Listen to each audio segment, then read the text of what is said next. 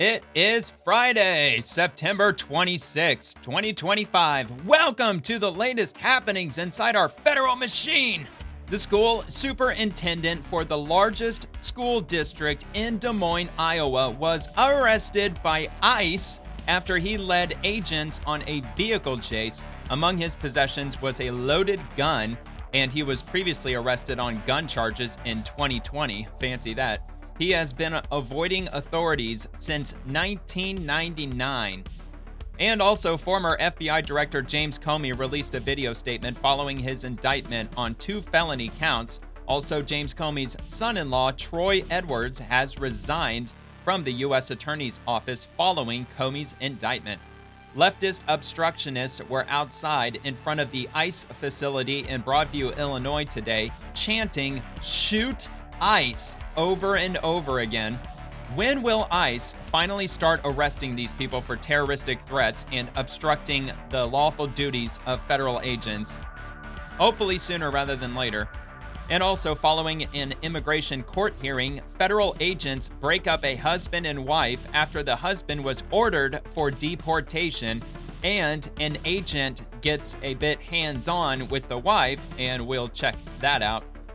Also, since the federal government shutdown is only 4 days away, we have a little more back and forth drama to look at. And today, President Trump becomes the first U.S. president to attend the Ryder Cup. And there's a lot more happening today, so we're just going to dive right in. And if you enjoy the video, please give the video a like if you have a quick second, and subscribe to the channel if you have an extra second to do that. I would really appreciate if you do. And everything in this video, for the most part, I think there's like a couple exceptions, but for the most part, everything in here is less than 24 hours old. I always try to get the latest that I can possibly get, usually at the longest video time frame typically extends back to last night. So anyway, there might be a few though. That's why I'm kind of hesitating, because the indictment with James Comey was yesterday, and there might be a few things that might be just a tad over 24 hours old, but there was still a lot to happen today. I grabbed a lot of stuff. So here we go. From Nick Sordor, breaking: disgraced former FBI Director James Comey responds to his indictment, reading an obvious script. Quote, "I'm innocent. I'm not afraid. Let's have a trial." Yes, James, let's do that. Let's go. Let's have that trial, My man. family and I have known for years that there are costs to standing up to Donald Trump. But we couldn't imagine ourselves living any other way. We will not live on our knees, and you shouldn't either. Oh, I could make an easy joke. Dearly recently said that fear is the tool of a tyrant, and she's right. But I'm not afraid, and I hope you're not either. I hope instead you are engaged, you are paying attention, and you will vote like your beloved country depends upon it, which it does. My heart is broken for the Department of Justice, but I have great confidence in the federal judicial system, and I'm innocent. So let's have a trial and keep the faith. Oh my God, whatever, dude. What a fucking swamp rat. So I actually brought some receipts. I actually have proof that he actually did break the law, in fact.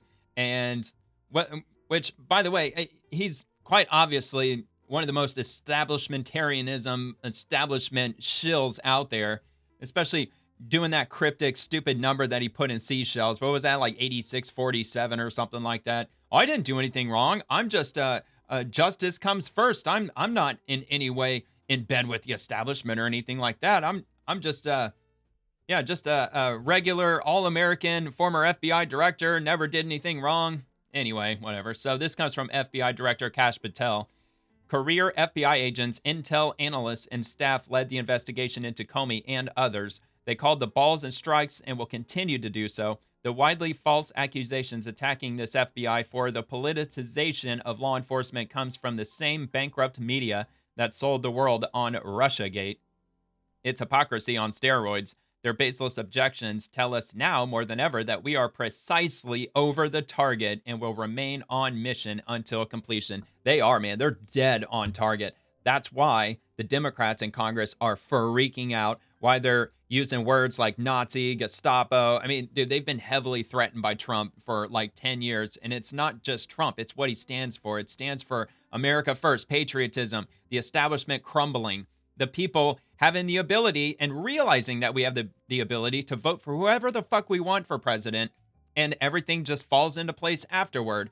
So, of course, they're freaking out. They're losing their power. And yeah, I absolutely believe that FBI Director Kash Patel is absolutely dead on target. So I got one more from him.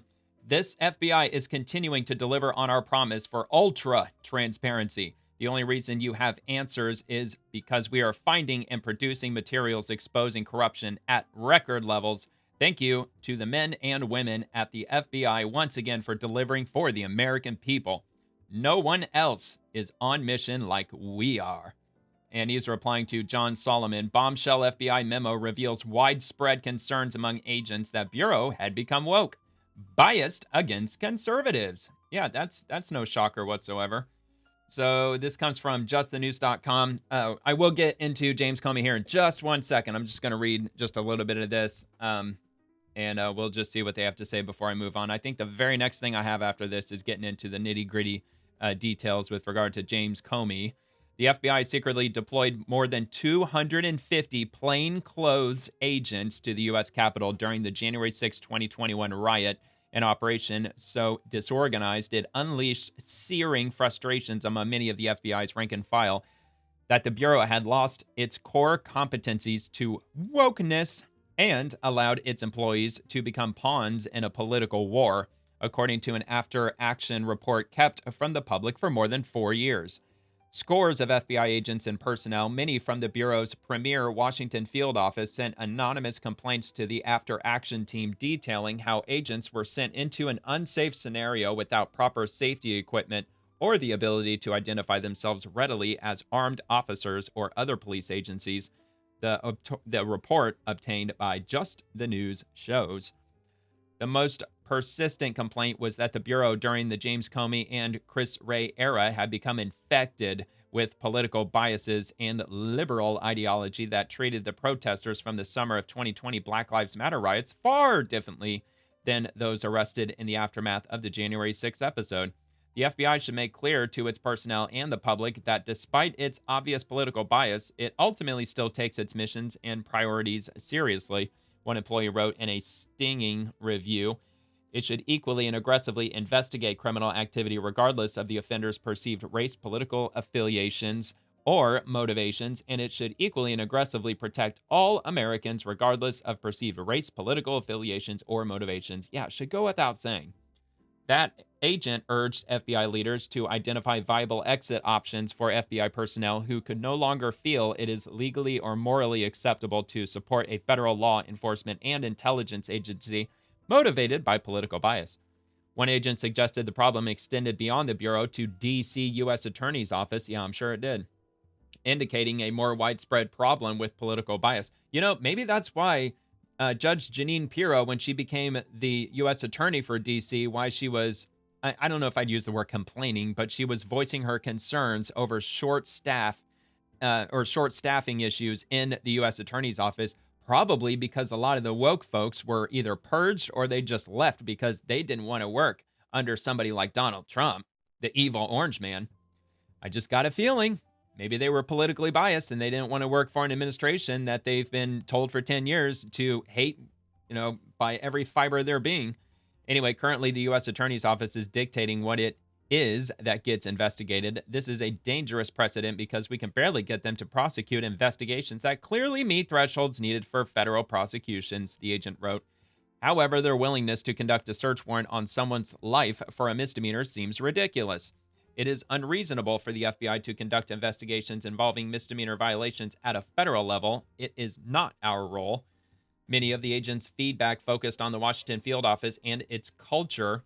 Quote, WFO is a hopelessly broken office that's more concerned about wearing masks and recruiting preferred racial sexual groups than catching actual bad guys, one worker wrote. Added another, I wish you all would pay more attention to our safety than what type of masks we wear. If you're going to deploy us to a riot situation, then give us the proper damn safety equipment, helmet, face shield, protective clothing, and training. The after-action responses, 50 pages in all, were located by current FBI Director Kash Patel's team and recently turned over to the House Judiciary Committee and its special subcommittee investigating security failures and weaponization of law enforcement during the January 6th riot. Yep, the whole thing was a setup. We knew it was all a setup the whole time. I think that, if we don't have actual tangible evidence, which we do, of Capitol Police waving people in, keeping the doors open, all those things, also shooting protesters directly with tear gas canisters, inciting Ray Epps, trying to get everybody all charged up, like, come on, follow me, follow me. All that nonsense that they were doing. Even if you put all of that aside, have conservatives, have they organized any widespread protesting that led to any violence, any riots, anything of that nature since then? No. What about before then? No, because that's not what the right does. The right tends to be a lawful bunch. We tend to be law-abiding. And for the most part, we've got important shit to do on a day-to-day basis, like taking care of our families, going to work, things like that. So anyway, the document has proven a bombshell to lawmakers, revealing for the first time that the FBI had a total of 274 agents deployed to the Capitol in plain clothes and with guns after the violence started, but with no clear safety gear of way to be recognized by other law enforcement agencies working in the chaos of the riot. You can read the after-action report below. So anyway, so this is the after-action report, I believe, which I will link in the description if you want to check it out. Let me just double-check. Yeah. Oh, wow, that's a hell of an after-action report. 50 pages, which it did indicate in the article is 50 pages. Let's see. So, yeah, this is a very long article, so obviously I don't have the time to go through the whole thing. I just figured I'd get it started for you, and if you want to read the rest of it, it will be in the description, starting with justthenews.com. So I will move on to the next topic at hand here, which will be from ALX. Breaking: James Comey's son-in-law, Troy Edwards, has resigned from the U.S. Attorney's Office in the Eastern District of Virginia after the indictment of former FBI Director. And here is his resignation letter. Troy A. Edwards, Jr., Deputy Chief, National Security Section for the U.S. Attorney's Office, EDVA, Eastern District of Virginia. And this was from yesterday, September 25th. And it says, "Dear Ms. Halligan, to uphold my oath to the Constitution and country, I hereby resign as an Assistant United States Attorney for the Eastern District of Virginia in the Department of Justice, effective immediately. Sincerely, Troy A. Edwards, Jr." So there you have it. Not really sure, why James Comey's indictment would warrant his resignation. I mean, if he was somehow connected with any ongoing investigations or any prosecutorial procedures, just recuse herself or just be reassigned. I found this to be a little odd that he resigned, but if you know more about it than I do, you can feel free to leave a comment if you'd like. I'll read it on the next episode. All right, Laura Loomer must watch. Now that former FBI Director James Comey was indicted on 2 counts today, I want to remind everyone that 7 years ago, on the first day of disgraced former FBI Director James Comey's, quote, "a higher loyalty," end quote, book tour at Barnes & Noble in New York City, I confronted Comey with a list of questions about some of the former FBI director's unethical behavior. I asked him if it was ethical leadership to brief President Donald Trump about the unverifiable and salacious Steele dossier that was funded by Hillary Clinton and her associates. Comey was dumbfounded, and I promptly shouted down by the audience and escorted out by security as I told him he would someday be prosecuted and locked up.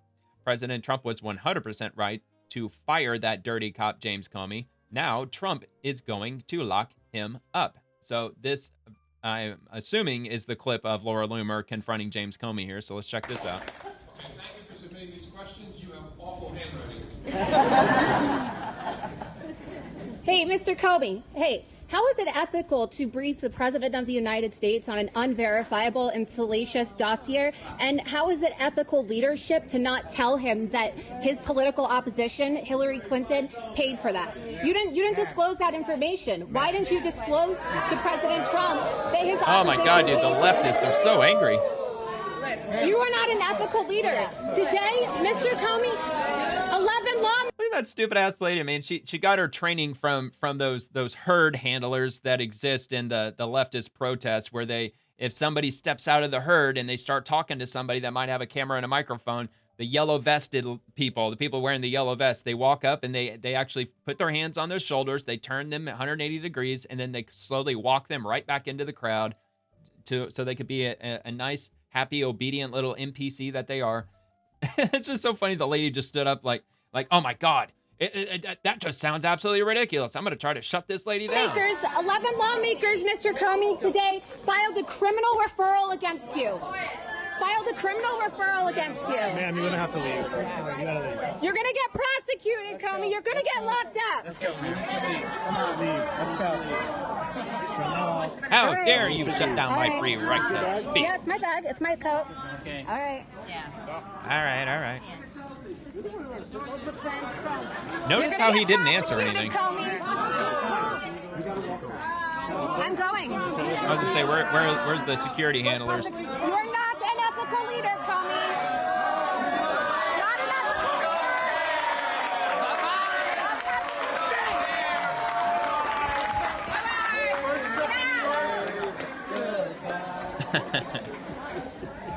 11 lawmakers today, Comey, filed a criminal referral against you.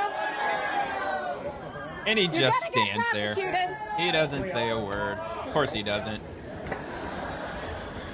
Just fucking. Yep, yeah, he didn't even acknowledge anything at all because he has nothing to say because he knows she's right. He couldn't say anything, really. There's too many cameras, man. Too much going on. All right, from Benny Johnson, MSNBC reports officials at the DOJ and FBI can no longer function and are set to resign as a result of the indictment of disgraced James Comey. And they've got a quote. I'm just going to play it out. Feel like they have to leave because they see no way to preserve that dignity that you so eloquently described, Katie. And props to you for playing Frank Church on a Friday afternoon. That's great tape. All the public should see that stuff. As a person who covered the intelligence community for a long time. But the post-Watergate norm that we're really talking about here did not emanate from the Church Committee, but it was of that time and of that ethos. And it's so funny how misleading that this title here says, just suggesting that it was the evil orange man dictator that forced A.G. Bondi to go after him with the indictment no matter what, even though it was a grand jury who actually indicted him. It wasn't the attorney general. And I'm sure that the grand jury had probably been scheduled weeks in advance, I would assume. couldn't have been established in law because the Justice Department is part of the executive branch. So you can't pass a law saying that the Justice Department is independent from the president on criminal law decisions. So they established that as a norm. And part of the way that norm was enforced is a sense of shame, a sense that if it was revealed that that norm was violated, it would be front page news in the New York Times and it would lead cable news and people would be embarrassed and there would be a scandal and Congress would investigate. And that's happened a few times over the years. That is all out the window now. There is no shame in the Trump administration. And in fact, they quite deliberately have shattered this norm. And Donald Trump has said many times that he is the chief law enforcement officer and he believes that he can order the Justice Department to do whatever he wants. Interestingly, though, he's also along the way tried to suggest that he's removed from it and it's not up to him, because even he wants to preserve the notion that he is not pulling the strings here. Although when he put that post on Truth Social demanding that James Comey and others be prosecuted, that kind of lifted the veil a little bit. But they have shattered this norm, and many people who work in the Justice Department feel like they can no longer function there and are trying to leave. And same with the FBI. And they are worried about what comes next. What about the sources? Who's telling you this? Oh, anonymous sources. They are worried about what they're leaving They're behind. all anonymous, as always. Who's doing those jobs now? But, it's a very personal decision. They feel like there's no reason to stay because if you stand up and try to fight against these things. Yeah, but dude, this whole argument, doesn't it completely fall apart when a grand jury indicts James Comey on 2 counts? If it was all made up and it was all salacious and it was based on nothing and there was no legitimate reason to go after him in the first place, wouldn't the grand jury just say, dude, there's nothing here? So no, we're not going to indict him. But I understand the argument on the other side would be that, well, federal grand juries, they indict 99% of the time. I get that. And the same with just grand juries across the board. They tend to indict almost all the time because you don't have the defense lawyer there. You only have the prosecution presenting the case. So it's very one-sided. But anyway, whatever. That are happening, you're going to have your head chopped off anyway. You'll be fired unceremoniously. And so, yes, almost everyone I talk to who has the ability to leave is trying to leave, Katie. Let me Almost everybody I talk to. Well, why don't you give any names? It's almost like you're making this up. I'm not so sure I believe you, good sir. All right, so in wokeness, convict him, bar him from office, lock him up, have prosecutors pursue him. James Comey about Trump in 2021. How interesting. Convict him, bar him from future service, have the prosecutors, the local prosecutors in New York, pursue him for the fraudster that he was before he ever became president, lock him up for the garden variety frauds he did there. Like what? But don't give him that center stage, that dominant role in our national life, just down the street from where Joe Biden is trying to heal this nation. Convict him, bar him. Just try to get rid of him. Please make him go away. Oh my God, please make him go away. All right, so here, this is from Greg Price, Left. James Comey telling Congress in September 2020 that the Steele dossier wasn't used in the 2016 intelligence community assessment on the Russia hoax.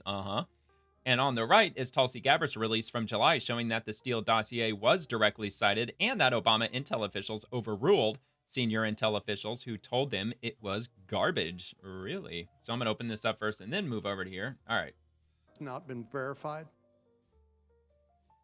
Oh, sorry. My bad. Not been verified. I don't know whether it was Brennan. I remember being told that the group's view was it was significant enough and consistent enough with other intelligence that it ought to be included, but it wasn't sufficiently corroborated to be in the body of the intelligence community assessment. So they put a brief summary of it in an annex.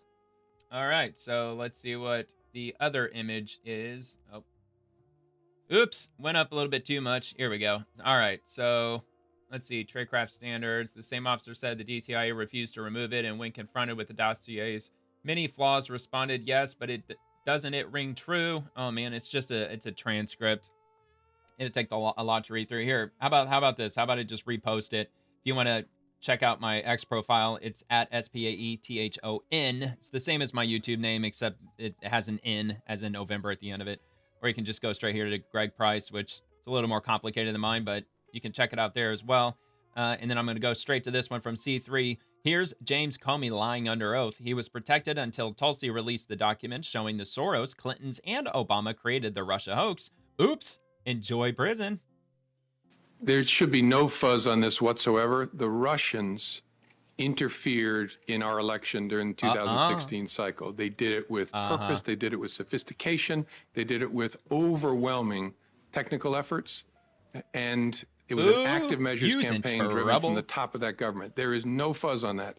It is a high confidence judgment of the entire intelligence community.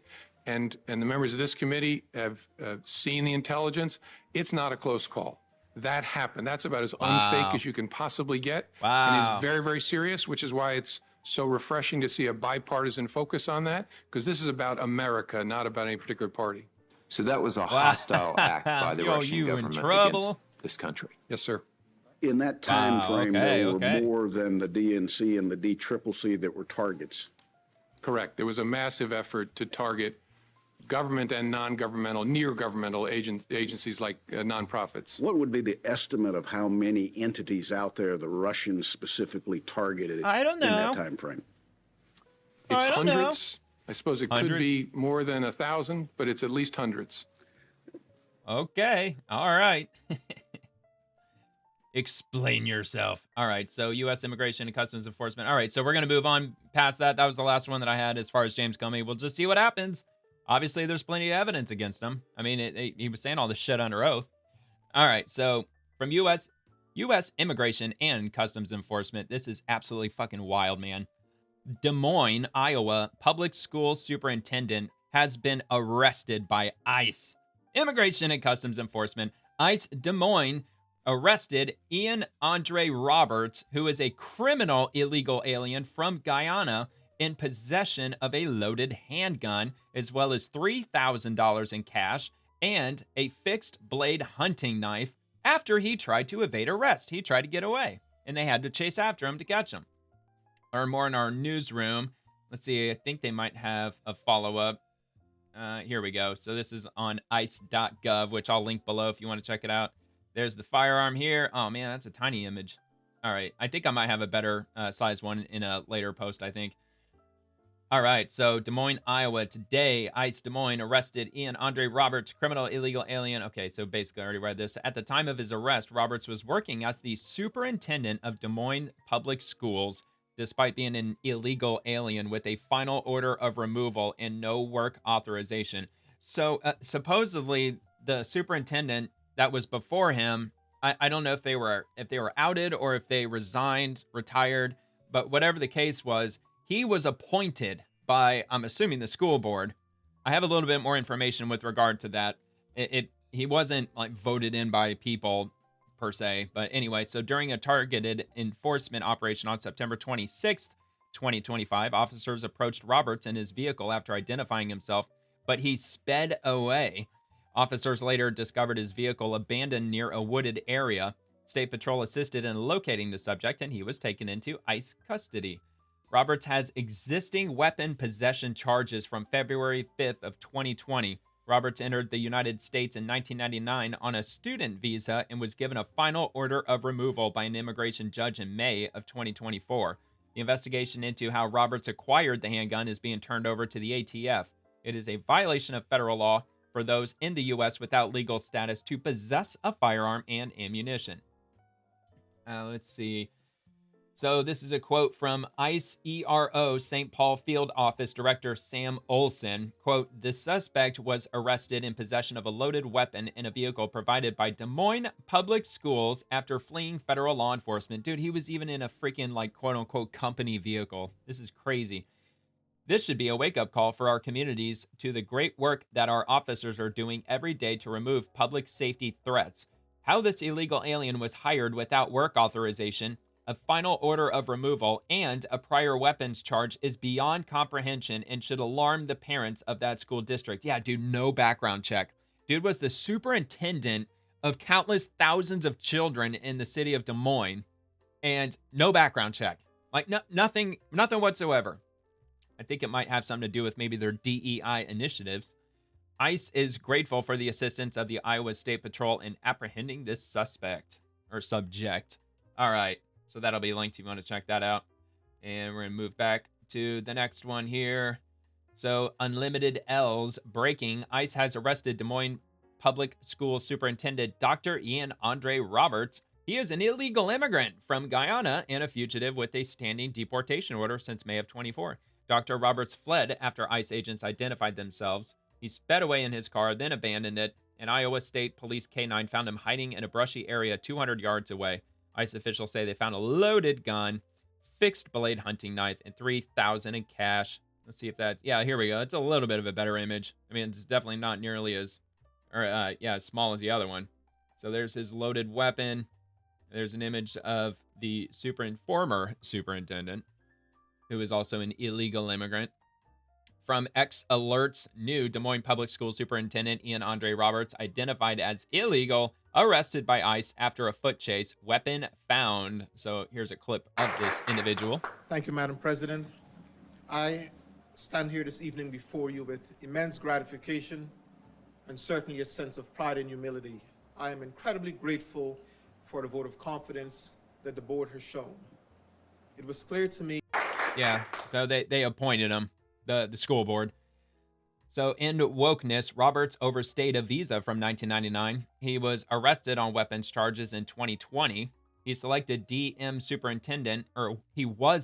as the DM superintendent in 2023. His deportation order for his removal happened in May of 2024, and then he evaded arrest by ICE officers in 2025, today. Ian Andre Roberts is the man in charge of the largest public school district in Iowa. What the fuck is happening? How is this real? Yeah, really. I mean, talk about you can't make this shit up, man. It's absolutely crazy. Steve Lookner, the Des Moines Public School Superintendent taken into custody by ICE today, previously served as superintendent of the Mill Creek Township, PA School District and St. Louis Public Schools in Missouri High School Network Superintendent. So this dude's been around, man. He's been doing this shit for a while. So Dr. Roberts came to Des Moines after serving as superintendent of the Mill Creek Township PA School District for 3 years, where his focus was culturally responsive, quality, and equity-based instructional leadership that prepared every student for college or a career. Prior to that, he served as the St. Louis Public Schools High School Network Superintendent, where he coached, supported, and evaluated middle, high school, and alternative school principals. His educational career also includes positions in Baltimore, Maryland, Washington, D.C., South Bronx, New York, and across the country. While in the nation's capital, he was named the George Washington University's 2013 Washington, D.C. Principal of the Year. Dude, you can't make this shit up. Ascends to a whole new level, man. We are up in like 10.0 territory. All right, this is from Dane, Des Moines, Iowa, United States. ICE just arrested the man who oversees all of Des Moines, Iowa public schools. He's the superintendent. And Ian Andre Roberts, an illegal alien from Guyana, who's had a deportation order for over a year, since May of 2024. He's the one in charge of making sure your kids in Des Moines, Iowa, USA are getting some good, down-to-earth American education. Ain't that swell?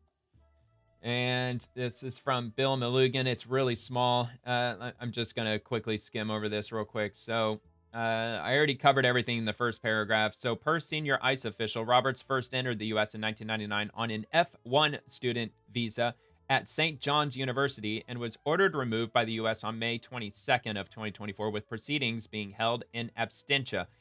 On April 24th of 25, an immigration judge in Dallas, Texas, denied a motion to reopen his immigration case.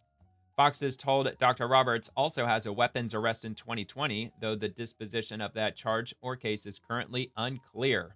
More details as they come. And that was his mugshot, I'm assuming 2020. That'd be my guess. All right, so from DM Public Schools. This is from Des Moines Public Schools. This is their official account on X. Please see the following message shared today with our Des Moines Public Schools community. An important message from School Board Chair Jackie Norris. On behalf of the board of the Des Moines Public Schools, I wish to share information on immediate importance to the DMPS community. Pursuant to the board-approved DMPS Leadership Succession Plan, Matt Smith, Associate Superintendent, will immediately step into the role of Interim Superintendent until further notice. This action follows Dr. Ian Roberts being detained by Immigration Customs Enforcement agents this morning. We have no confirmed information as to why Dr. Roberts is being detained or the next potential steps. Well, we already heard it from ICE themselves. They've already come out with the statement, so they should at least publish something that's a little bit more updated, because we know exactly why he was apprehended. Because he's an illegal alien from Guyana that y'all hired as your superintendent for the largest school district in the state of Iowa, you fucking idiots. Our priority is to provide a safe, secure, and outstanding education for all students and to support our students, families, and employees. Okay, well, if that's really the case, then how the fuck did this dude get hired in the first place, since he's got weapons charges dating back to 2020? And then he was found with a loaded gun today. You fucking idiots. This appointment of Mr. Smith as interim superintendent ensures that our district continues to operate at the highest level. I somehow doubt that, but all right. I'd be doing one hell of a background check on this Mr. Smith dude, too. Anyway, Mr. Smith previously served DMPS as interim superintendent during the 22-23 school year. The board has the highest confidence in Mr. Smith's leadership at this time. We know you have many questions, and we will provide updates as we learn more confirmed information. We thank you and appreciate your support. Jackie Norris, Board President, Des Moines Public Schools. Dude, everybody should fucking resign on this board, starting with Jackie Norris. Everybody should, because they should have already updated everybody by now. So I'm just going to take a quick look and see. That was posted 7 hours ago. Yeah, see, look, this is their latest post, 7 hours ago. Quite convenient, being that ICE has already come out with their official statement. This is from U.S. Immigration and Customs Enforcement 4 hours ago. They've had 4 hours to update that letter that they sent out to everybody, because it says that he is a criminal illegal alien from Guyana. Oh my God, people, what the hell? All right, so what do I got after this? That might be the last one regarding this subject. Yeah, it is. Okay, so that's it for this former superintendent. Absolutely insane. You can't make that up. I mean, I challenge you to make up something like that. That was just absolutely bizarre.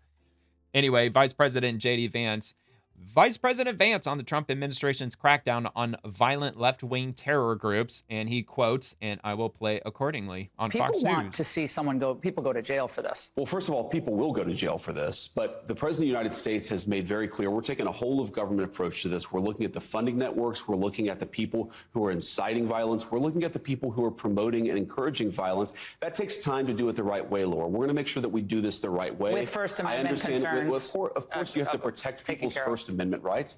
You have to protect people's free speech rights. But the First Amendment does not protect imminent incitements to violence. If you are actively promoting your fellow man to kill other people, that is not protected by the First Amendment. And we have to be clear about that. We have to go after that stuff. But people want. All right. Well, and these leftist boneheads that were at the ICE facility up in Chicago, they were yelling, "Shoot ICE," over and over again. We got a video of that, which I'm going to get to either this. Yeah, this one. This is the very next one. All right. So from Homeland Security, sickening chants of "Shoot ICE" from the mob of over 200 violent psychopaths outside the Broadview Processing Center in Illinois. This is transpiring just a few days after the horrific terrorist attack on an ICE facility in Dallas. DHS is calling on Governor Pritzker and Chicago's mayor to tone down their rhetoric about ICE-Gov and condemn these riots.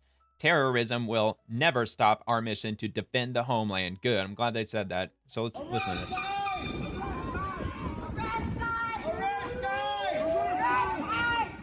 Shoot ICE! Shoot the fucker! Shoot the fucker!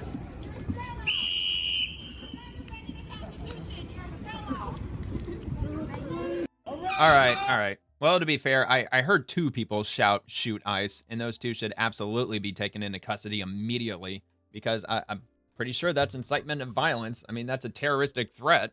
If you're threatening federal agents by yelling, "Shoot them," they're like, "What? We were just chanting. It was just, free expression." Oh, okay. Yeah, okay. I mean, that might work for some people, but I doubt that's going to work for the Trump administration, but we'll see. All right, so let's go to this next one from Kat Abugzalia. All right, so anyway, at the Broadview ICE facility, an ICE agent tried to run dozens of protesters over with an SUV as we walked on a public sidewalk or crosswalk, whatever. He kept driving for about a full football field until ICE barraged us with pepper balls. All right, so we're gonna check this out. Trying to run dozens of protesters over. So I'm assuming the vehicle at this point is probably traveling at probably 18 to 25 miles an hour. That would be my guess, trying to run people over. You tend to have to try to kind of drive at a decent speed in order to run people over. But anyway, let's take a look at this. 20 seconds. Here we go. Oh my God, so fast. Oh, he's just barreling over him, isn't he? I don't think the vehicle's moving, to be honest. All right, it's inchy. It's moving at like 12 inches an hour. As they're I don't know if that would be considered assault on a police officer by punching and banging the car.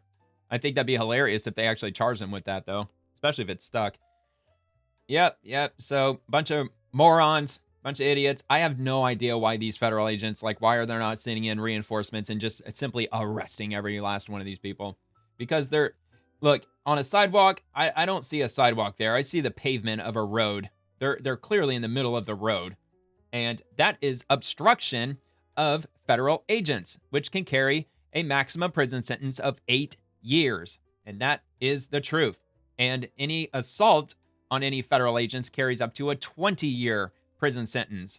And if they're standing in the way of these vehicles, that is obstructing the daily duties of federal agents. All of them should absolutely be arrested for this, and I cannot believe that they're not doing it yet. I mean, come on, Trump administration, what the hell is going on here? What's going on, ICE and Homeland Security and whoever the hell else needs to be there? I don't know. I mean, I get that they don't want to send the National Guard in because they don't do arresting or they don't arrest people. But how about the National Guard just holds everybody where they are, and then ICE can proceed to arrest them all one by one, or something? Something's got to give because these idiots are not going anywhere. They're just going to keep doing what they're doing until either ICE finally finishes up whatever it is, finally gets everybody deported, and now Chicago is free of illegal immigrants, which is probably going to take years, to be honest. Or they just finally start arresting everybody who shows up. As soon as you show up, if you're not on the sidewalk, a very thin strip of sidewalk, you will be arrested for obstruction. That's what they should be doing. Anyway, so this comes from Russ Vaught, this is a different matter. We're going on a different segue here. So, and they're reposting Kyle Cheney, which says, breaking the Supreme Court rules 6-3 to allow Trump's pocket rescission of $4 billion in foreign aid funding, ruling that it's unlikely the groups suing have standing to pursue the claim and that Trump's foreign policy power outweighs their purported harms. And that comes from the Supreme Court of the United States. On September 3rd, the United States District Court for the District of Columbia entered a preliminary injunction directing the executive to obligate roughly $10.5 billion of appropriated aid funding set to expire on September 30th. Of that $10.5 billion, $4 billion was proposed to be rescinded in a special message transmitted pursuant to the Impoundment Control Act. And after the District Court and the U.S. Court of Appeals for the District of Columbia Circuit denied stays of that order, the government filed this application to stay the District Court's injunction. The application for stay presented to the Chief Justice and by him referred to the court is granted. The government at this early stage has made a sufficient showing that the Impoundment Control Act precludes respondents' suit brought pursuant to the Administrative Procedure Act to enforce the appropriations at issue here. The government has also made a sufficient showing that mandamus relief is unavailable to respondents. And on the record before the court, the asserted harms to the executive's conduct of foreign affairs appear to outweigh the potential harm faced by respondents. This order should not be read as a final determination on the merits. The relief granted by the court today reflects our preliminary view consistent with the standards for interim relief. And I'll be honest with you, I don't know exactly what the hell they're talking about, if I'm being honest. But anyway, here, we'll check out some of the comments here and see maybe if somebody elaborates a little bit on this further. Let's see. Horrible decision again. Uh-oh. Hallelujah. Pursue a presidency of such expansive unilateral power, such regard for the traditional requirements of democracy, that it threatens to replace American democracy with a de facto system of strawman rule. All right, not sure about all that, but why? Congress appropriates funds. The president executes the will of Congress, or should. I can hear retarded liberals crying and whining. Doesn't this rescission undermine Congress's constitutional power of the purse, erode checks and balances, yada, yada, yada? I'm assuming that it's going to say yes, otherwise he probably would have deleted the post. Supreme Court 6-3 ruling permits Trump's administration to withhold $4 billion in foreign aid, citing standing issues and executive foreign policy authority on your concerns. So, I mean, I understand what they're saying about $4 billion in foreign policy authority. Does this have to do, I'm assuming, with USAID maybe? Maybe a lot of this funding was going to a bunch of, retarded nonsense that nobody that in their right mind who votes would even side with that in any way, shape, or form, unless you're a very extreme far leftist. Anyway, yeah. So it goes into power of the purse and all that stuff. All right. So now that the precedent is set, I hope you have more rescissions on the way for the next year. Thank you. Best OMB ever. I mean, people seem more happy about it than upset about it. That's for sure. All right. So go ahead and move on to the next topic here. So this gets interesting, man. So this is from Elihu. Masked ICE agents stand watch along the corridors outside immigration courts as a migrant family approaches for their hearings. Just 9 seconds. I'm just going to keep it small here.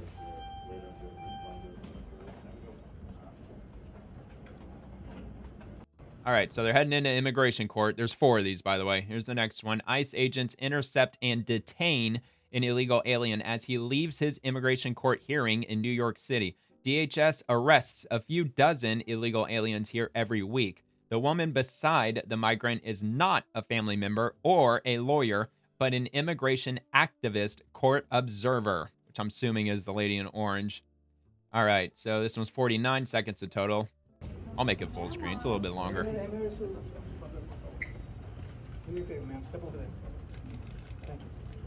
And they got their badges on, all right? Even though they're plain clothes.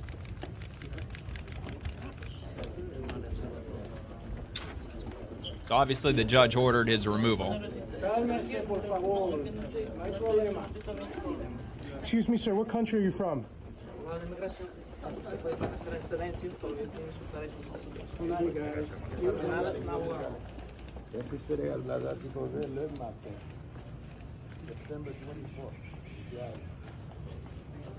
You ain't got to go home, but you can't stay here. Have overstayed your welcome. If he was ever welcome in the first place. Probably not. All right, so that's that. Here's the third one. Watch. Illegal alien desperately holds on to his wife and kids as they resist his arrest by masked ICE agents outside immigration courts in NYC. Agents are able to wrestle him away and escort him down the stairs to a processing center on another floor. Let me check the volume here. I think it gets a little hot and heavy here, so here we go. Pull her away. Pull her away. Suerte. Suerte, señora. I think that's the wife here. Right up there. Suelta la niña. Suelta la niña. Suelta la niña. Suelta la niña. Suelta la niña. Suelta la niña.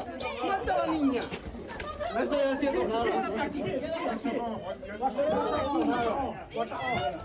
Oh, wow, I just noticed that. This is on Timcast. It's interesting.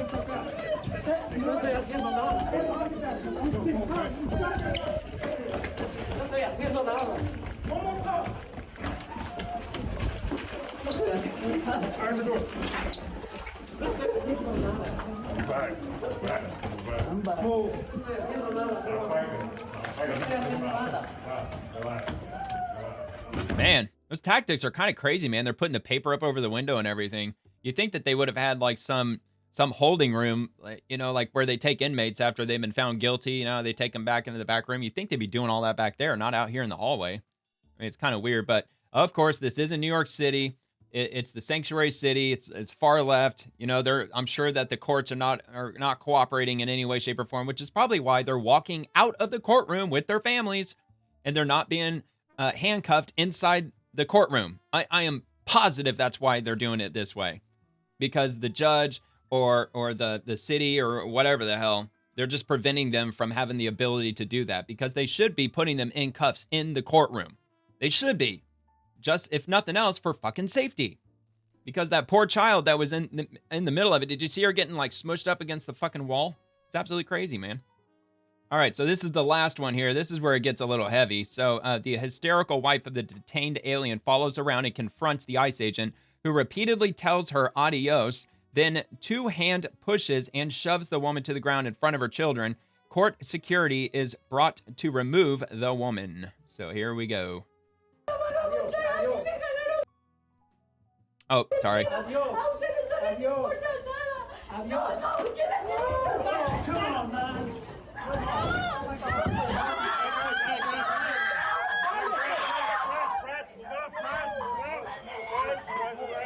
Yikes, dude.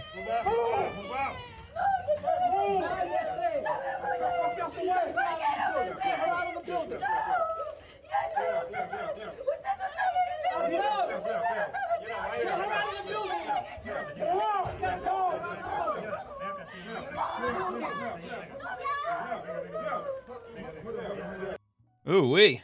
All right.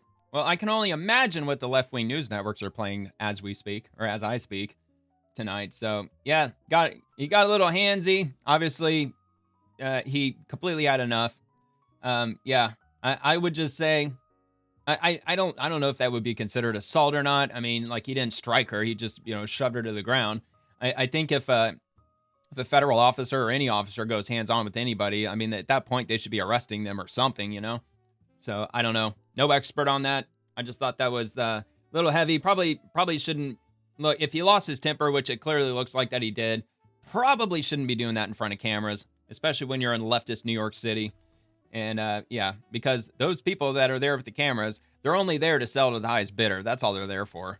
They're not there to protect anybody. They're there to get some fucking money. All right, so this is from Mike Lee. Christopher Wray concealed this from us for 4 years. This is a big deal, and that's exactly why he hid it from us. And Mike Lee, by the way, he's the senator from, is it Utah? Is that where he's from? I don't know why he doesn't put that in his bio. I've looked at that before. I think he's a senator, but I think he's a senator of Utah. But I don't know, man. Correct me in the comments if I'm wrong, but I think he might be. Or, yeah, anyway. So, Donald J. Trump. Wow, a radical left Democrat scam. This is on Just the News. FBI bombshell, 274 agents sent to the Capitol for J6. Many later complained they were political, which I already went over at the beginning of the video. To be honest, I meant to actually put this up toward the top, but I just misplaced it. So anyway, we'll just move on to the next thing here. So from Kelly Loeffler, SBA has been clear. Discrimination in banking will not be tolerated, whether against conservatives, Christians, two-way supporters, or any law-abiding American seeking basic access to financial services. President Trump is ending debanking in America, which is awesome because especially during the COVID era, probably even leading up to the COVID era, whenever leftists were going after conservatives for whatever reason they wanted to go after them, that was part of their process. They would mass call their workplace to get them fired. Then they would mass call their apartment complex, or if they were renting, the landlord or whatever, to get them evicted somehow. They were just calling all over the place. Anybody that they were involved with, including their bank. They would call the bank, and then the bank would freak out thinking that there's hundreds of thousands of people calling, when in fact there was really only like 100 or 200 people. They were just repeat dialing. And yeah, they would debank them. They would say, I'm sorry, we're going to give you a check for whatever you got in savings. We just can't do business with you anymore. Well, now they're moving to make that illegal, which they should, because you know, it's just ridiculous that you would have to, oh yeah, that's right, this is Wall Street Journal, they're going to paywall me. Anyway, so banks ordered to dig through account closures to find debanking cases. Regulators demand information going back years as part of Trump's crackdown on alleged political or religious discrimination. And banks are racing to respond to regulators' broad requests for information on whether they closed customer accounts or denied people service on political or religious grounds. The sweeping demands are part of President Trump's crackdown on alleged discrimination by banks, a practice dubbed debanking, which he has said targeted conservatives. Regulators are working with the Justice Department, which is looking for blah, blah, blah, more information. But anyway, that's the main point of it. I want to say, wasn't Gavin McInnes, didn't that happen to him? Didn't he, it was almost impossible for him to find a bank after his primary bank, debanked him. But he wouldn't be the only one. There were a lot of people, especially public figures that were conservatives, that was happening to them. And I'm sure it was happening to a lot of everyday people who don't have a loud voice. Probably happening to them too. All right, moving on to Rep. Marionette Miller. Oh, wait. Oh, yeah, never mind. I'll link that in the description. If you just so happen to be subscribed to them. I'm not, because I ain't got that kind of money. At least not yet. One day, if the channel keeps doing well, if it keeps going up and I reach a point where I can throw whatever it is that they're charging. How much are they charging for this anyway? Was it $4 a week? Maybe, or $2 a week, I guess, for a limited time on the Wall Street Journal. But anyway, yeah, for the meantime, it'll be in the description if you want to check it out. All right, Rep. Marionette Miller Meeks, MD. The Democrats have no plan. Their only goal is to spend more money, hamper the economy, and raise your taxes by sabotaging the president's America First agenda with unreasonable spending demands. The Republican House worked diligently to prevent a government shutdown and passed a bipartisan clean CR.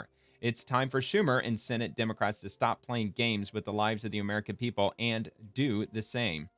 So they just have some headlines here captioned. So the New York Times, Democrats block GOP spending extension as shutdown looms. And the highlighted section, House Republicans pushed through a measure to avert a shutdown. Democrats blocked it in the Senate. Politico, Democrats steer into a shutdown. NBC News, Democrats want a government funding fight, but they haven't decided on a plan. The Hill, Democrats say shutdown is necessary to send a message to Trump. I thought that they were going to be shutting down, or the shutdown isn't the Democrats' fault. It's the evil, big, bad Republicans, because they have control of the House and the Senate. And then some other Democrats are like, well, no, that the government has to be shut down because they're stripping they're stripping health insurance away from a bunch of innocent Americans, like the vast majority of which are actually illegal aliens, which they're not. Of course, they're conveniently leaving that out. But anyway, Daily Caller, Democrats can't name a single thing they dislike about GOP bill to avoid government shutdown. And from Bloomberg, U.S. lurches toward shutdown as Senate Democrats block GOP stopgap. And yep, it's going to happen. The only question I have is that will the Republicans, will they hang on to their balls and not fucking give in? I don't want to hear anything about, well, we agreed on $1.5 billion, or we agreed on a $20 billion. No, dude, no fucking agreements. Stand your ground, hold your ground. Look, if they keep it shut down for 2 months, that's on the Democrats, man. Their favorability, which I'm going to get to next, their favorability is among the worst levels that it's been, and like forever, I believe. So speaking of which, this comes from Fox News. Failing grade. Only 30% of voters say they have a favorable opinion of the Democratic Party, the lowest favorability rating for the party since the Quinnipiac University poll began asking voters that question in 2008. Stay up to date on the latest polling with the Fox News app. Download here. So anyway, Democrats hit another historic low. Let me go back. This is better size. In the national poll, 30% favorable, 54% unfavorable, 10% haven't heard enough, 6% refused. If this actually reflects the Democrat voter today, I don't think that we'd be all that far away from a Republican supermajority after the midterms. At least it would seem. I mean, if Quinnipiac poll is actually pretty straightforward with it, if they asked a broad range of people, I'm assuming that they're only asking Democrat voters. I mean, I don't know why they'd be asking Republican voters that question. Democrats hit another historic low. All right, so Speaker Mike Johnson, he's got a few posts after this one. So when Biden was president, Democrats insisted upon keeping the government open. Now, under the president, they are doing exactly the opposite in hopes the damage will somehow be blamed on Republicans. But everyone knows that Republicans did our job in passing the clean, nonpartisan CR, a thread on Democrats, in their own words, talking about the dangers of a government shutdown. Let's take a look at this. And we'll start with the first one here. Democrats, in their own words, on the dangers of a government shutdown. Quote, "It is not normal to shut down the government when we don't get what we want." And that's from AOC. The next one, Democrats, in their own words, Quote, "If the government shuts down, it will be average Americans who suffer the most. A government shutdown means seniors who rely on Social Security could be thrown into chaos as the Social Security Administration limits certain services like benefit verifications or fixing errors in payments. Our veterans could see regional VA offices shut down and support services put on halt.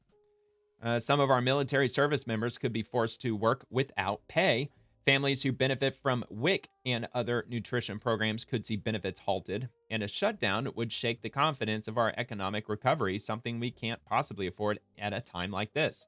That was from Chucky Chuck Schumer. Fancy that. And we got another one here. Let's see.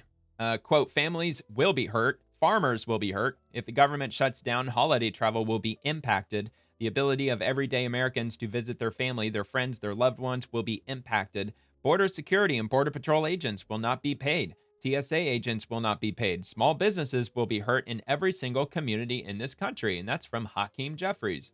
That also makes me wonder, maybe they're shutting down the government because F ICE. Maybe they just want ICE to suffer without a paycheck for a while, even though everybody else has to deal with it in the form of collateral damage.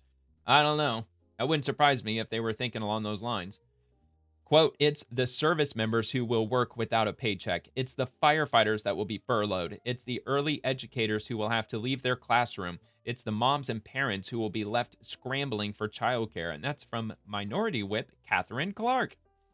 We have another one. All right, I think it might be the last one here. So this government shutdown, do you know who is going to feel the pain? You know who it hurts? You, everyday people, and the most vulnerable, seniors, veterans, working families, hungry kids, y'all. And that's from Rep. Ayanna Presley. So there you go. Let's see. This is just a comment here. Democrats are always out of touch with what sane, hardworking Americans are thinking. Yeah, they really are, dude. They are so out of touch with everything at this point. And they're only just doubling down. Trump derangement syndrome pills, of course. Anyway, yeah, there's going to be a lot of comments down here. Fuck Democrats. The entire base wants to shut down, pull the cord, let her rip. Look, I mean, a lot of people, everyday people, I get service members, I get law enforcement. I understand there's going to be a lot of people who won't be getting a paycheck in the meantime. And I just suppose, like, look, they've been through this before. This isn't the first time the government shut down. So I'm assuming if you're an agent or if you work in an area of the federal government where you're going to go without a paycheck for a while, I'm assuming you've got some contingency plan or you got some emergency savings or something. I mean, like what? Like all the financial gurus, they tell the everyday American that you should have a minimum of 6 months worth of savings put away in case of such an emergency, like if you lose your job or you're furloughed or something like that. So hopefully most of them, they're financially secure, at least temporarily. At least I would hope that they are. But yeah, as far as everyday Americans, a lot of people do want the shutdown. Literally the entire base wants the shutdown. I think that might be true for both sides, to be honest. Even though I get it, we don't really want the, Trump's government to be in the middle of a shutdown. Not with everything that he's got going on at the same time right now. I understand that. But yeah, like in normal circumstances, like I would say most Americans are not going to freak out if the government shuts down. So, all right, anyway. So we'll just go back to the next thing here. From Caroline Levitt. Democrats are going to shut down the federal government and inflict massive pain on the American people because radical left-wing groups are demanding it. And this is on Axios. Scoop, Schumer's private war room on government shutdown. Senate Minority Leader Chuck Schumer and his staff are closely coordinating their government shutdown strategy with outside liberal groups, Axios has learned. Why it matters. The same groups slammed Schumer earlier this year for caving on government funding. This time, the Democratic leader is playing to his base. Multiple progressive groups told Axios that they've had weekly meetings and conversations with Schumer and his team over the last 2 months. What? This is absolutely wild. Yeah, he should be listening to his constituents, not be listening to fucking like nonprofits and NGOs and liberal groups. What the fuck are you talking about? But nope, he isn't, because Democrats aren't. I think a lot of Republicans, they don't really listen to their constituency as much as they should either. I mean, a lot of those rhino Republicans especially. No, they prefer to listen to special interests, quote unquote. All right, Senator Mike Rounds, if they're... Oh, wait, hold on. Let me just double check just to see if she... Did she link the article or no? I didn't think she did, no. I thought she might have. Should I look for it? I wonder if I should look for it. Let me see if I can locate it. Let's take a look here. All right, Scoop. Axios Scoop.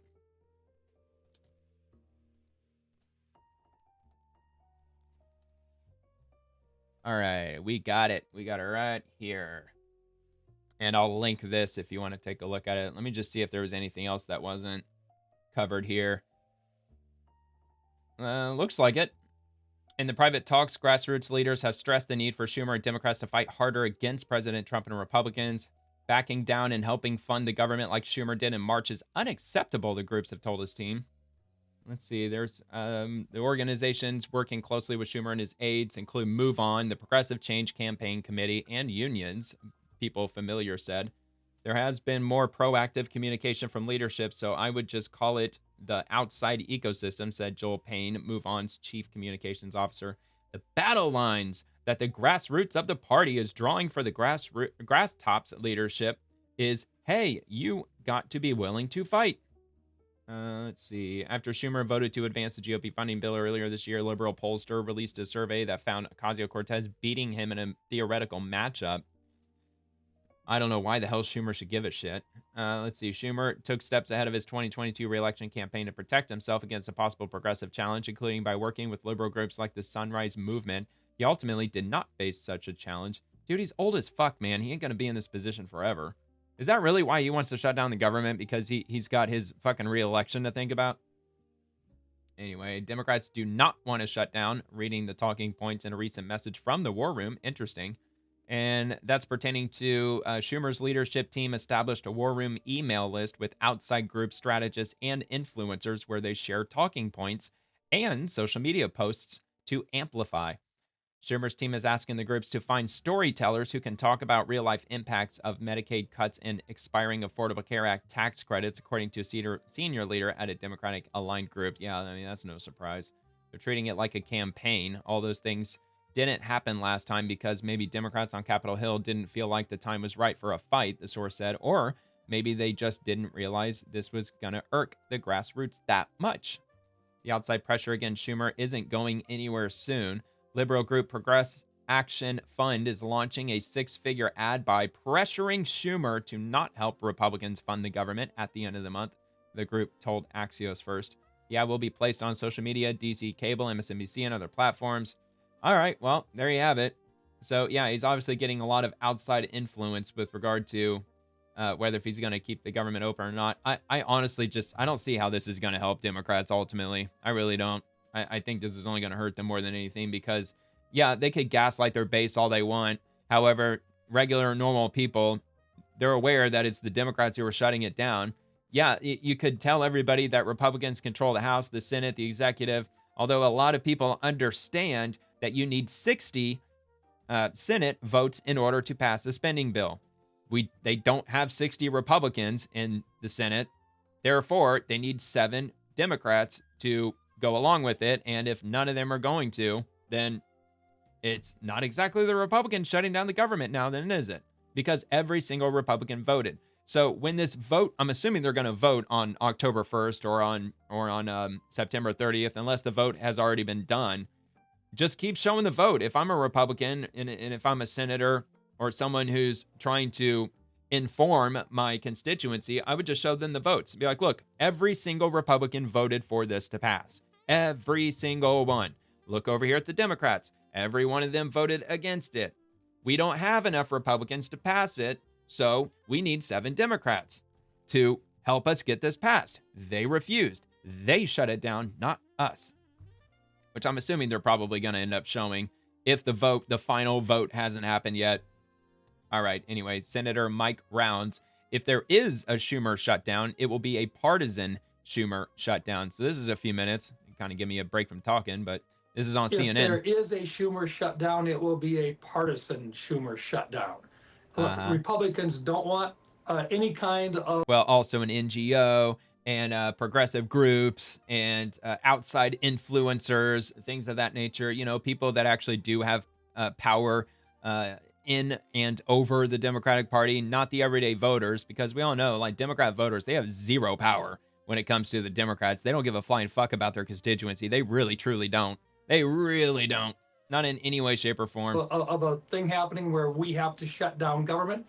But if Senator Schumer says that this is the right thing for his party to do, to pursue this and not to find a path forward, then, you know, we're going to have that problem because it requires Democrats to work with Republicans in order to avoid that. Tell them, but a Schumer 7 shutdown votes. is We entirely need votes. possible. And look, last year or in March when this happened, one of the issues that was brought up, and I think Senator Schumer at that time recognized that if we don't do our job in Congress, and if we don't do the appropriations process, then that allows the president to respond because, and what he's saying is if you're not going to do appropriations and if you're going to have a Schumer shutdown, he gets to play a part in it. But Senator Rounds, as you know, in past shutdowns, typically those federal employees, they get furloughed, meaning they'll get their job back eventually, get back go paid. tell that to the Democrats. The White House is going further here and saying that they will get fired. Are you okay with that? Yeah, look, the president gets to make that call. And the reason why he gets to make that call is if He's the Congress president. doesn't do its job. So look, at the end of the day, Trump wants to downsize government. He wants to get rid of the bloat as well as the fraud, waste, and abuse, which may not apply in this instance. But still, Well, let's talk about this for just a second. 12 appropriation bills. We've already got 3 of them out of the Senate right now. We've got the other ones ready to go. The only reason why they haven't come to the floor so far is because Democrats have refused to allow it in some cases. And look, the bottom line is I really do believe that I mean, I get Trump's position with this, that if they go through with this shutdown of the government, that certain officials are going to be permanently terminated, let go, whatever the verbiage is for that, because I'm assuming that he is saying that it's not Republicans shutting down the government. It is the Democrats. So it's going to be on them if these people end up losing their jobs. Not so sure if that's really the smartest way to play this. I'm not so sure. I'm not knowledgeable as far as that goes, but I've heard that talking point at least a few times on the Democrat side with regard to letting certain government officials go permanently. Appropriations have got to be done, and that's our job. If you take a look at across this country, when I'm here in South Dakota and I talk to people, they want us to do the work. Do you think that Trump should meet with Jeffries and Schumer, the Democratic leaders? He scrapped a meeting with them just yesterday. No, he already offered to, and then they had all these bullshit terms that I'm sure that they told him over the phone that they're not going to lift a finger on as far as making certain concessions or whatever. They told Trump that this is what we want. We want $1.5 trillion for this. We want funding for illegal immigrant health care. And Trump said, absolutely no fucking way. So what's the point in meeting with them if they're not going to take all that shit off the table? If they're not going to take it off the table, why would he waste his time? President's a busy man. He's got a lot of shit going on. He's got a lot of better things to do than sit there and waste his time with Democrats who are not going to come to any agreement in the first place. So why waste the time, dude? No, the president is correct. When I talk to people in South Dakota, they want Congress to do its job. That means Senator that means they Schumer, won't. That means they Mr. won't Jefferson negotiate. work with That means they won't. Republican. That means they won't negotiate. The negotiations should occur. Yeah, the negotiation is between the members of Congress, asshole. It's not between them and fucking President Trump. It's Congress's job to do this shit. The negotiations should occur between Republicans and Democrats in the House and the Senate. We have got to take responsibility for our job in the government, which is appropriations. President Trump was absolutely correct in saying he should not have to step in and make the deals in this particular case. It is perfectly fine for Republicans to step forward. The bottom line is, it's absolutely ridiculous, and I completely understand why Matt Walsh is so pissed off. Like when I read his post last night, challenging anybody, name one thing that Republicans have done in Congress with this immense amount of power that they have. They don't have a supermajority. However, they've got the culture on their side. They've got this conservative movement that has been moving heavily toward the right over the last year or so. Especially like right after the 2024 election, it showed on the national map, every single county inched toward the right. There was not one county that I saw, at least, not a single county anywhere in the country that went any further left. Everything moved to the right. So Republicans are gaining immense amounts of ground. And for them to not just be going full steam ahead, trying to, get as much done as they possibly could get done. Instead, they don't seem to be doing jack shit, man. They don't seem to be doing anything, and it's really frustrating. is that the only reason that we might have a Schumer shutdown is because they don't want to come to the table and work this out with the Senate leadership coming from the Republican side. Yeah. We can make this work. I am absolutely confident that if Democrats will come to the table and sit down with us, we can work our way through the issues. But remember, they already did, man. We already did that. They already signed off on the CR bill, and now they're backtracking. Now they're saying, well, we changed our mind. Now we want $1.5 trillion for a bunch of woke bullshit. And the American people don't want that, but Democrats, they're just going to demand it anyway. There's really not a point in coming to the table because I already know if Republicans say, fine, we'll come to the table, the Democrats won't back off shit, and then Republicans will just fucking cave like they always do. They're going to cave completely and fully and say, fine, you get your $1.5 trillion, or they're going to meet in the middle because the Democrats probably know they're never going to agree to $1.5 trillion. The whole art of the deal. You drop the bomb and then you soften the blow and say, well, how about just $500 billion? Or how about just $200 billion or something like that? I think that's probably part of their strategy. It seems to always be the case. But I don't think they should do that. I think, play the game of chicken. See who blinks first. I don't know. But either way, like the Democrats, they do get some advantage over this because every day the government shut down, it's just another day that essentially Trump's policies are probably on hold, or maybe they're not on hold. Maybe things will continue in some aspects or another as far as getting things passed, getting things moving. I'm not so sure, but I'd like to comment a little bit further on Matt Walsh's comment. With the House, all they need is just a majority to pass basically anything they want. And they're not really passing anything. I get that a lot of bills would get held up in the Senate because they need more than 50 votes or just a simple majority to pass things. However, the House just doesn't seem to be doing anything. I just thought that was a very interesting question. That there's really nothing that they've been doing all year, it seems. One of those issues that Senator Schumer has been demanding is that people that are not legally here in this country should have Medicaid benefits. That's a non-starter for Republicans. Ridiculous, dude. Absolutely ridiculous. That is a non-starter. And if they insist on that no matter what, then there's no point in Trump meeting with them. There's no point in Republicans meeting with them either. Because if they want illegal immigrants to get Medicaid, they're fucking insane. There's no way. There's absolutely no way that's going to happen. But I don't know. We are talking about Republicans, though.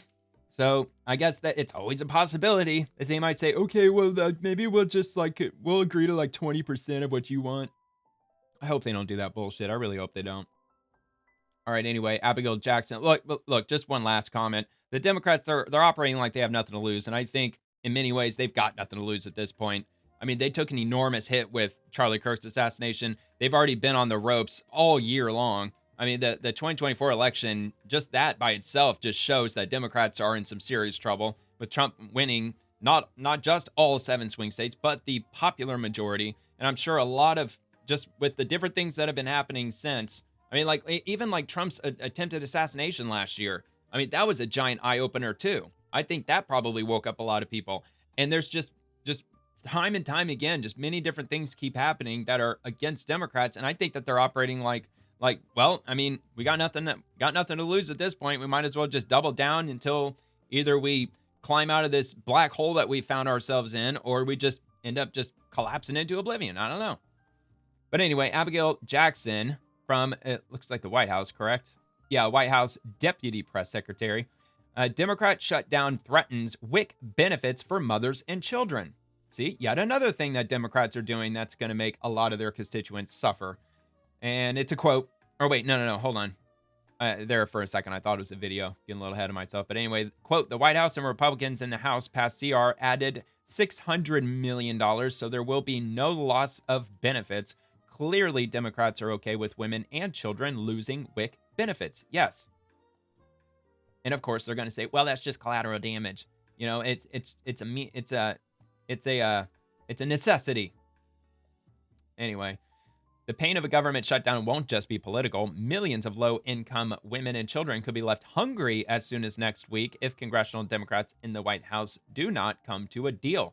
The special supplemental nutrition program for women, infants, and children will soon run out of funding if they don't cut a deal to keep the government open, a senior White House official told Real Clear Politics. Democrats would be turning their back on WIC recipients. This is why it's important to be a member of a church or to just have a good, well-rounded amount of knowledge when it comes to your local community in case something like this were to happen. You know, you might be able to pull resources from somewhere. But anyway, called WIC for short, the program provides vouchers for healthy food to low-income pregnant and postpartum women, their infants, and young children. The $7 billion program is funded entirely by the federal government, but that money is expected to be depleted on October 1st. New beneficiaries will be unable to enroll, and current WIC beneficiaries will be unable to have their cards reloaded. The program would run out of money in October, and women and children could no longer receive benefits, a senior administration official said. The White House and Republicans in the House passed CR added $600 million, so there will be no loss of benefits. Clearly, Democrats are okay with women and children losing WIC benefits. Because they didn't bring this on, they didn't take this to the table or anything like that. They didn't say, oh yeah, by the way, one of the things that we need is like WIC benefits or whatever. No. It's as if like Democrats don't even realize that this is going to happen. Because I'm sure they don't. Because they're all about abortion. They don't care about babies, clearly. Anyway, the program has been increasingly strained in recent years as enrollment increased and as the cost of food continues to rise. A small contingency fund does exist, about $150 million, but that is not enough money to provide food assistance for the more than 6.7 million that rely on the program. The administration has searched for additional money to reprogram, but came up short. Yeah, so like 150 million. That's like what, like $30 maybe, something like that. It's maybe you get like one can of formula. I don't know. I'm not even sure. I know that formula is extremely expensive. I haven't looked at formula in many years. I mean, like my daughter, she wasn't fed formula from the get-go, so I don't have direct experience with paying for it. I just know that it's always been one of those really expensive, like more expensive than diapers probably kind of things. But anyway, so there's no more quarters in the cushions, the official said. It'll get us maybe another day. House Republicans advancing a continuing resolution to keep the government open until November 20th. See, that's what I thought. I thought that this was only just a temporary funding bill that's only going to get us like 6 weeks or something. So Democrats getting all hung up on something that's only going to carry the government for 6 weeks, it's fucking retarded. You think they would be standing up on this November 20th timeline, but nope. I'm telling you, man, if nothing happened to Charlie Kirk, for starters, I don't think we'd be in this situation at all right now. I don't think Democrats would be in this like Hail Mary, desperate for damage control. We're going to try to grab as much as we can. I other than that, it baffles me, man. It really does. It's like, dude, y'all should be try to save your party in any way you can by just fucking playing ball, getting on this side of sane, but they're not. They just keep doubling down. It's like they just don't know how to not double down. So House Republicans, let's see, did I do that one already? Oh, okay. So other than additional money for new security for members of the executive and judicial branches and programmatic change to free up $1 billion for the DC city government, it does not make big new spending changes. So it goes on a little bit longer, but I'll link that, of course, realclearpolitics.com. And this comes from Tom Emmer. When he's not trying to shut the government down to protect illegal aliens, access to your taxpayer dollars, Hakeem Jeffries is advocating for doxing ICE officers. Democrats don't stand with law enforcement, and they don't stand with the American people. So he found this from back on June the 3rd. So this isn't just from yesterday. This is from back in June. But still, it's equally as relevant now as it was then. So rapid response 47, sick. Rep. Jeffries vows to reveal the identities of ICE agents who are currently facing a massive uptick in death threats, doxing, and assaults while comparing them to Soviets, the secret police, the Gestapo, the Nazi SS, or whatever the fuck they're calling them.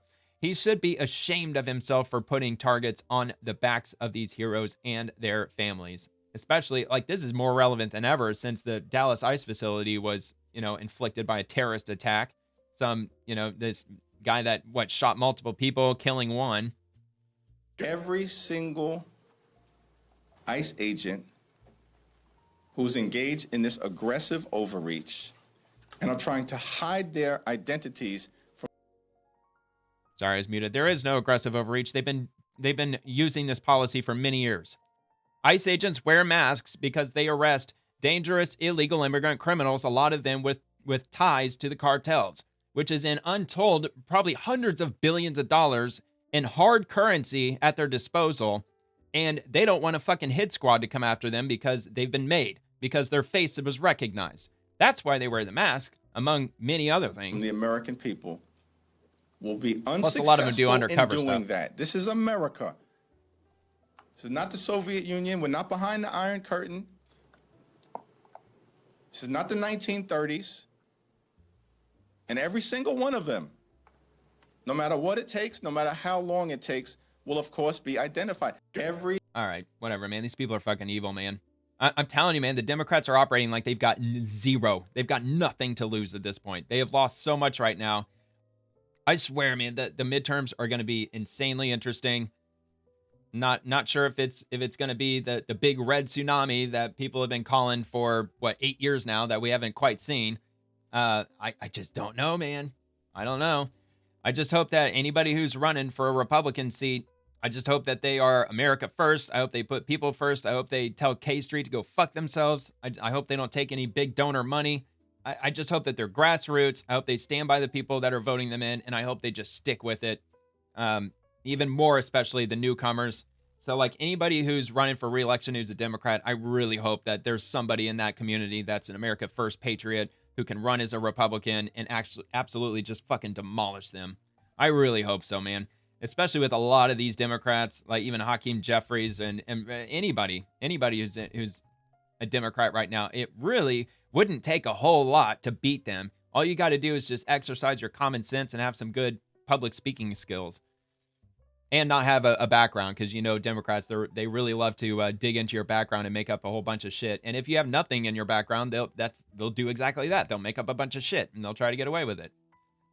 All right, so Deputy Secretary Jim O'Neill, we are off to a good start. CNBC, more than a dozen pages on the CDC website related to sexual and gender identity, health equity, and other topics have been taken down. CNBC has learned. Oh, they are so ass hurt over that one. They are not happy about that. So here's a couple of screenshots. So CDC disability inclusion, health equity for people with disabilities. So apparently that's been taken down. The page you're looking for was not found. I wonder if they give actual links in this article, because I'd like to try a few out. That'd be kind of fun to try some of these out. Just taking a quick look here. Abruptly pulled down. Okay. Here, let me try this one first. Abruptly pulled down. See where that goes. And no, whatever. It's just New York Times. I want some of these links. I want to check them for myself. All right. So here, I'll just read the key points and then I'll link the article if you want to check it out. More than a dozen pages on the Centers for Disease Control and Prevention website related to sexual and gender identity, health equity, and other topics have been taken down. Of course, I already read that. The CDC received a directive from the Health and Human Services Department, which oversees the agency, to remove certain web pages by the end of the day, September 19th, according to an internal CDC email viewed by CNBC, which was sent that day to some employees whose work is related to the pages. Some health equity advocates say removing such resources could create gaps in access to critical health information, especially for marginalized groups, and undermine efforts to promote equitable care. Dude, why are they so hung up on segregation, man? Segregation's supposed to be a thing of the distant past, but for some reason, Democrats, they love segregation, man. They're all about segregation. All right, yeah, I don't think I'm going to see anything. I don't know, man. If I was writing this article, I would at least fucking have a couple of links to this freaking page. Let me see for myself. Oh, I didn't think about that. All right. Let's see, any comments? Actually, women being awful, that's funny. I think they actually follow me. Yeah, they do. They actually follow me. That's funny. I follow them too, of course. All right. Let's see here. So what do they have to say? Beautiful. Per a court order, HHS is required to restore this website to its version as of 12 a.m. on January 29th of 25. Information on this page may be modified and or removed in the future, subject to the terms of the court's order and implemented consistent with applicable law. Any information on this page promoting gender ideology is extremely inaccurate and disconnected from truth. The Trump administration rejects gender ideology due to the harms and divisiveness it causes. This page does not reflect reality, and therefore the administration and this department reject it. That is absolutely hilarious. There you go. And filled with truth bombs. All right. So, yep, only two genders. It was all Biden administration propaganda. Of course it was. Divisive, destructive crap needs to go. CDC says it's your fault for being disabled. I said, hold on. Great job, CDC. Praise the Lord. Good start. Why are any still up, though? Yeah. Genders, and then all the mental illnesses. All right. Hey, man, they posted it, not me. What took so long? That's funny. Bye. Bravo. All right, you get the idea. So let's move on to the next thing. From Rep. Nancy Mace, reintroducing the Childhood Genital Mutilation Prevention Act to put an end to irreversible gender surgeries and medical treatments on minors, on children. No child should be subjected to life-altering procedures in the name of political ideology. We're standing up for parents, for families, and for basic biology. I mean, to be fair, though, some of these parents, they're doing it on behalf of their kid because they want to be included in the cult. They want to virtue signal to the cult and say, oh, look what I did. I turned my little boy into a little girl. Yeah, we did. We totally went all the way. All right, anyway, stop mutilating kids. Not sure if she links the bill. You'd think she would, but I don't think she did. No. Washington State is number 4. I don't know what that's all about. Stop Seattle Dems 2025. Oh, yeah, here we go. Washington State kindergarten sex ed. Oh, my God, dude. What the fuck? Washington State kindergarten? Sex ed? Objective, kids can identify their own gender and name at least 3 gender identities. Key message, some people are boys, some people are girls, some people are both, and some people are neither. Dude, absolute clown world. Absolute clown world. No wonder only 30% of our kids across the country are proficient in English at fucking 8th grade. It's absolutely fucking ridiculous. I'm kind of hesitant to play this. Is this not safe for YouTube? I'm not sure. Child sex change surgeries are dangerous, destructive. Yeah, I probably shouldn't.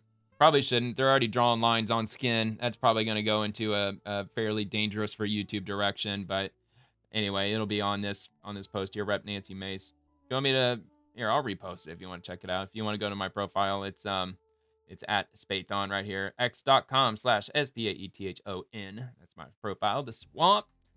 And we'll head back to the next article from Secretary Doug Burgum, Secretary of Energy, I think, right? Did I get it? Oh, no. Sorry. Secretary of the Interior. Damn it. I'm trying to get it. Trying to get more knowledgeable with regard to who's who. All right. So anyway, tomorrow is a fee-free day at our national parks. I guess that should have been my first clue. There's no better way to reconnect with what makes America great than getting outside and enjoying our beautiful public lands. Explore one of our treasured parks this weekend. Check that out. If you want to hit up the national parks this weekend, they're not charging you. You can go for free. Can we have a fee full day, or maybe like half of all the days where foreigners pay 5 times the normal rate? I like that idea. That's interesting. Did you everyone about the RIF that's coming and the impact to our national parks? Not so sure what they're talking about. Oh, layoffs currently under consideration. Hey man, talk to the Democrats about that. Blow up their phone lines. Be careful going to Florida parks. Why? In a disgusting move, Soros-backed state attorney Monique Worrell says that while a man immerbating in front of kids at a park is wrong but not illegal, all things that are wrong are not illegal. Dude, that's indecent exposure. That's on the law books, you moron. Did she really fucking say that? Did she really say that? She really said that, didn't she? All things that are wrong are not illegal. And I'm not standing before you today telling you that what happened in that park was wrong. But I am standing before you today telling you that I trust the word of the attorney who was assigned to this case when he said, although those actions were wrong, he could not prove beyond a reasonable doubt that they were illegal. What? So you could prove beyond a reasonable doubt that he did it. But those laws are on the books, man. You can't show your genitalia in public. You can't do it. That's illegal in the state of Florida. What's she talking about? I have no idea. All right, anyway, that wasn't really, I mean, I get it. It's in a park, so it's kind of related, I guess. I mean, at the end of the day, it doesn't exactly shock me that this is in Florida. But anyway, free lifetime national parks pass for veterans. That's very nice. I got mine at Antietam National Battlefield a few years ago. That's cool. I wish I could afford to go. It's free. It's free, man. It's free tomorrow. All right. So we'll go back to the next thing here. So from Scott Turner, and he is Secretary of Housing and Urban Development, I think. Let's see if I got that right. I think so. Housing and Urban Development. Yeah. Got 5 points. All right. From the White House, the people's president arrives at the Ryder Cup. Go USA. Check this out. President Trump goes to the Ryder Cup. Afternoon session, there's a new play some golf. in the House, the president of the United I think he's got golf States, shoes on, Donald too. Trump. And his granddaughter Kai also with him, just arriving. Probably the loudest it's ever been on that course. With the United States trailing Europe 3-1. Uh-oh. 3-1.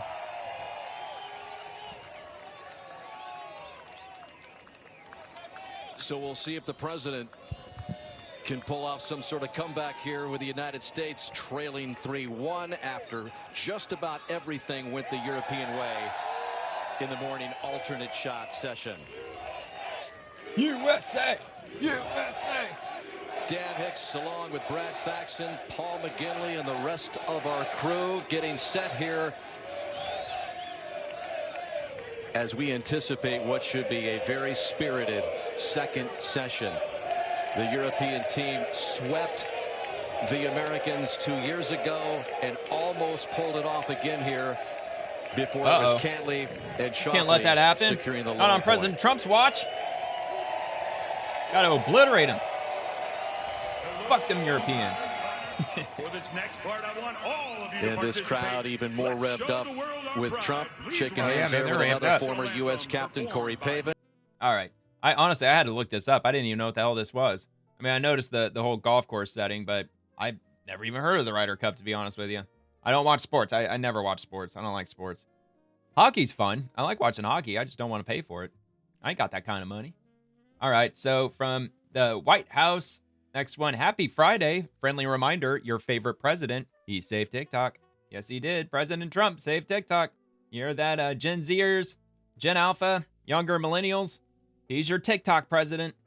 I don't agree with it, but hey, man, I guess we'll just have to take it as a win because it's happening either way. And from JD Vance, I call upon all of our supporters to stop the violence against innocent beer cans, and I call upon all left-wing radicals to stop inciting violence against innocent people.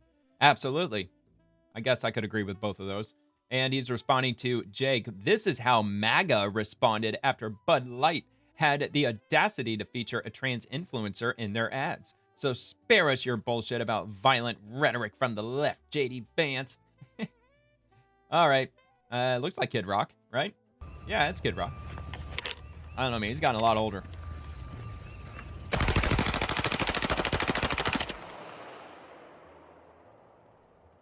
Of course, if you've kept up with the culture, you remember that? Anheuser-Busch. Fuck Anheuser. Have a terrific day. Have a terrific day. Yeah, if you've kept up with current events over the last couple of years, you know what happened to the whole Bud Light debacle with Dylan Mulvaney and all that nonsense. His journey to become a woman, his 100-day journey. And Bud Light wanted to help him celebrate that with a very lucrative Bud Light contract, apparently. All right, let's see. I got this.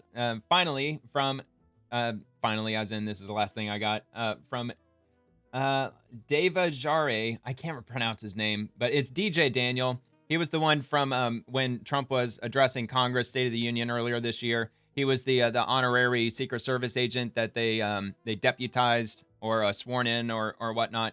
And apparently he's been around everybody. I think he's been sworn in with like the ATF and the DEA and like everybody, FBI. So here's another instance of that. This is with Immigrations and Customs Enforcement. Check this out. Do solemnly promise. Do solemnly promise. To uphold the values and honor, courage, and kindness. I'm gonna be honest, I don't think I can say all that. We give you a pass. Yes. To uphold the values. To uphold the values. Of honor. Of honor. Courage. Courage. And kindness. And kindness.